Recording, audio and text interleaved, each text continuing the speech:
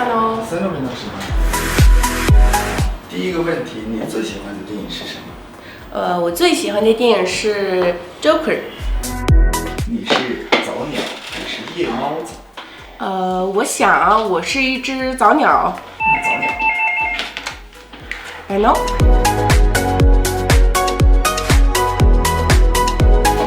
你是啥？我对名白沙。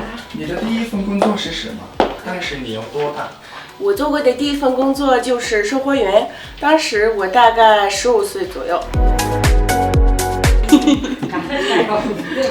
老师，拿铁还是美式？美式。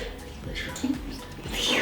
如果可以去世界上任何一个地方去旅行，你会去哪里？我会去瑞士，因为之前跟妈妈去过一次瑞士，如果有机会，我再去一趟瑞士。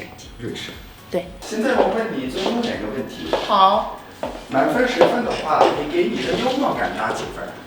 我会给自己打9.9分。如果你是超级英雄，你希望拥有什么技能？希望拥有治愈所有疾病的超能力。好的，我们准备的问题这样就结束了。今天太谢谢你了。再见。